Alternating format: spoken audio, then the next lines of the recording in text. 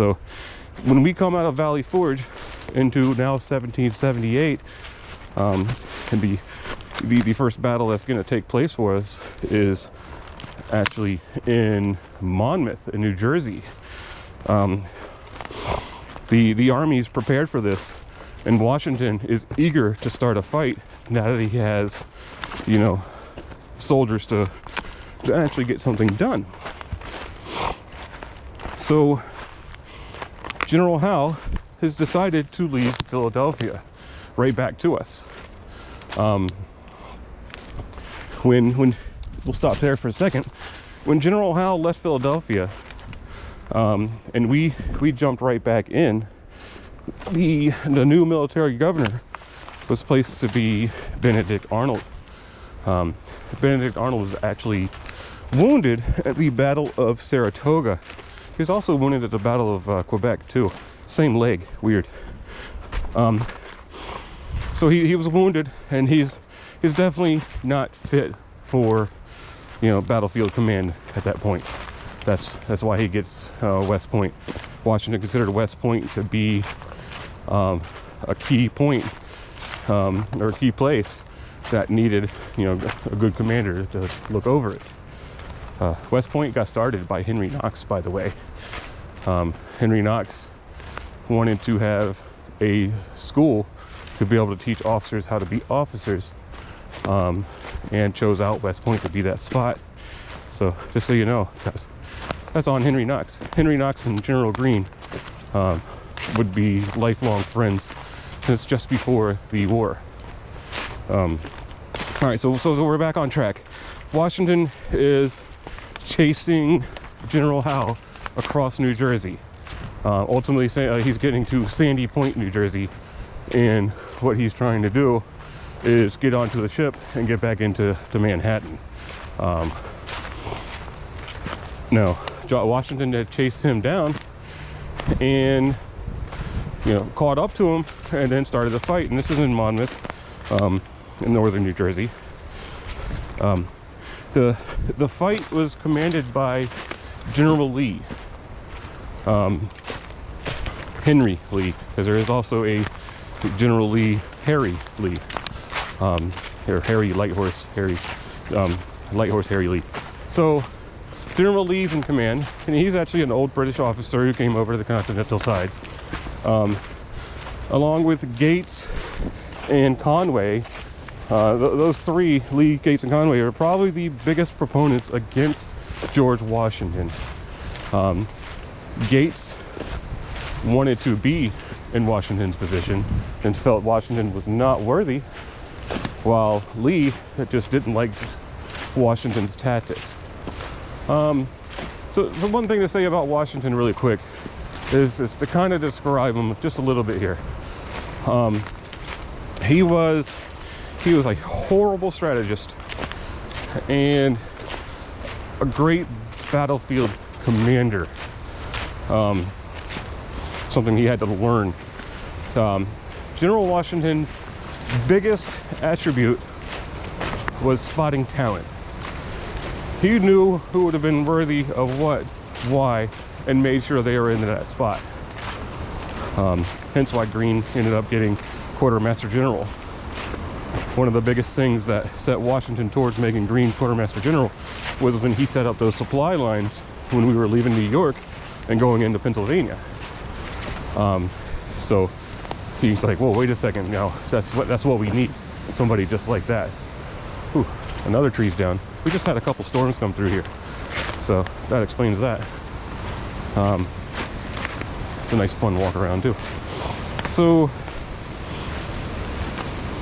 there was a lot of reasons that you could hate Washington, at least in their eyes, of the three, between Lee, Gates, and Conway. Others saw what was really happening, of a man who basically took an army of nothing and turned it into something by doing the hardest task of defeating the largest or the greatest army of the day. All right, we're back on the regular trail now. So I guess history in hindsight might mean something different than when you're watching it happen. But I think most people were still on Washington's side even back then, I'd like to think. When I say most people, I mean most Continentals. Really, to realize that there was basically, people were separated into 3 separate categories during the war. You had your loyalists, those who, you know, wished to follow the British and serve the king. You had the Continentals who decided that they don't need a king and they'd much prefer, you know, governing themselves. And you had the other third, who might have been even bigger than a little bit of a third. But you had them who basically just wanted nothing to do with either one. Like, I just want to live, do my thing. You guys do your thing over there, I don't care.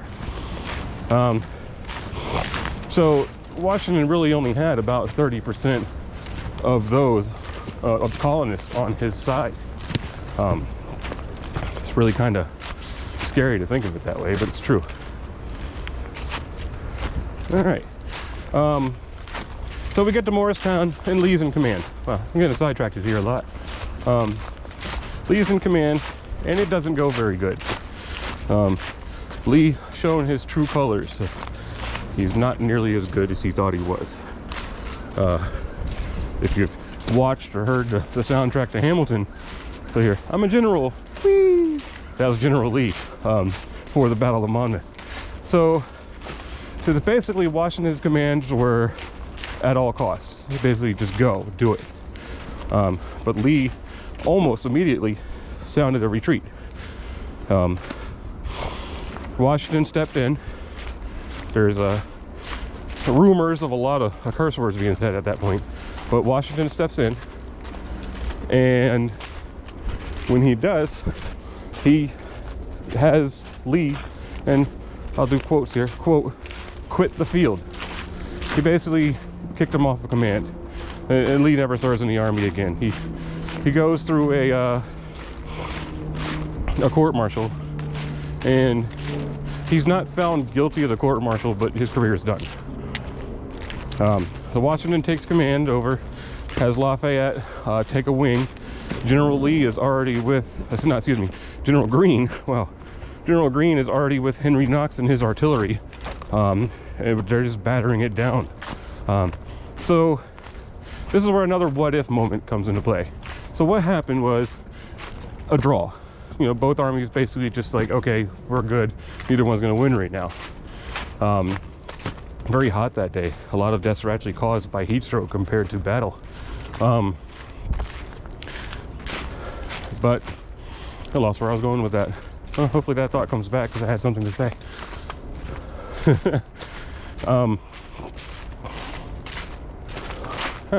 All right, sorry. So the Battle of Monmouth, we're back at Monmouth, and it's a draw. Oh, there you go. If Lee didn't retreat, could that battle have actually been won compared to a draw? That's the what if for me, you know.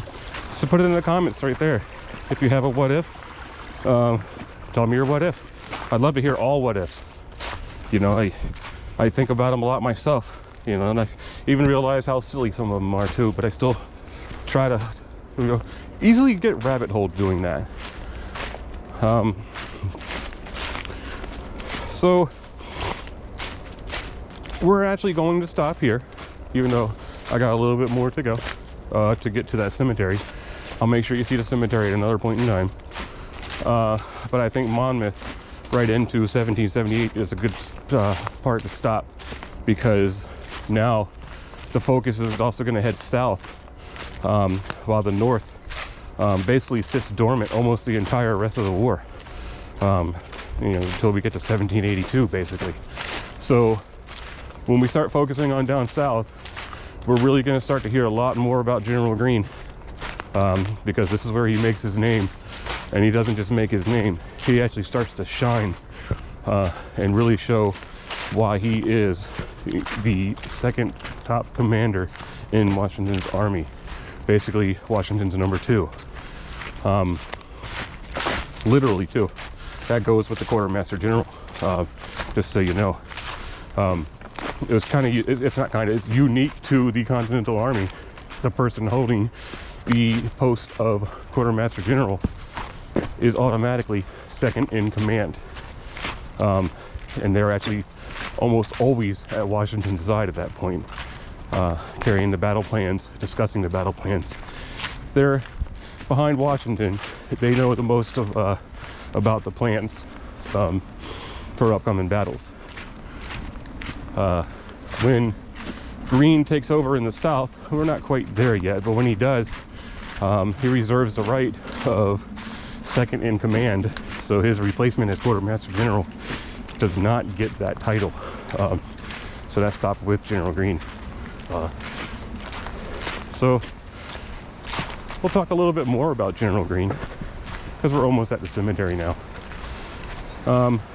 So General Greene does get the Southern Command. He does okay at the Quartermaster General job. As good as could be expected. Almost even better. See this big divot? Looks a lot like what we think is our paper mill at one point in time. We're not quite sure. Anyway, he does it as well as could be expected because Congress was printing up currency, but it was basically worthless, held no value.